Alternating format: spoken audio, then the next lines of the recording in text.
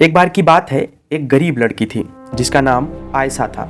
वो एक छोटे से गांव में अपने माता पिता और छोटे भाई बहनों के साथ रहती थी। उसके पिता एक किसान थे, लेकिन उनके खेत ज़्यादा उपजाऊ नहीं थे और वो अक्सर किसी तरह गुजारा किया करते थे। आयशा एक बुद्धिमान और जिज्ञासु लड़की थी। वो अपने आसपास की दुनिया के बारे में जानना पसंद करती थी।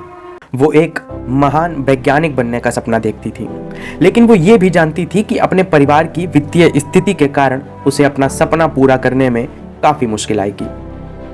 और एक दिन आयशा के पिता बीमार पड़ गए। वो काम करने में असमर्थ थे, इसलिए उसके परिवार की आय और कम हो गई और अब आयशा को अपने परिवार की मदद करने के लिए स्कूल छोड़ना पड़ा। आयशा ने अपने परिवार का भरण पोषण करने के लिए कड़ी मेहनत की। उसने दूसरों के घरों में सफाई, बर्तन धोने और खेतों में काम करने जैसे अजीब अजीब काम भी किए।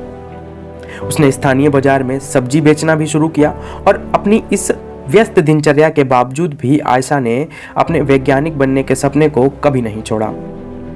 वो देर रात तक पढ़ाई किया करती थी और स्थानीय लाइब्रेरी से किताबें उधार लाया करती थी और उसने घर पर ही अपने स्वयं के प्रयोग करना शुरू कर दिया था।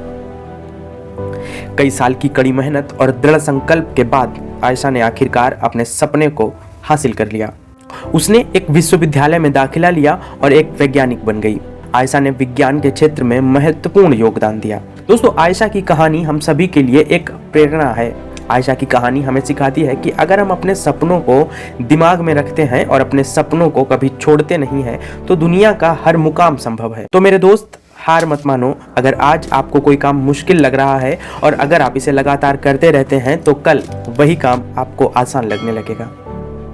दोस्तों, अगर आपको ये कहानी पसंद आई हो तो वीडियो को लाइक करके अपने दोस्तों के साथ शेयर करना और चैनल को सब्सक्राइब कर लो इसी तरह की और कहानियां सुनने के लिए, क्योंकि यहाँ हर कहानी सिर्फ एक कहानी नहीं बल्कि ज़िंदगी बदलने वाली एक सीख होती है।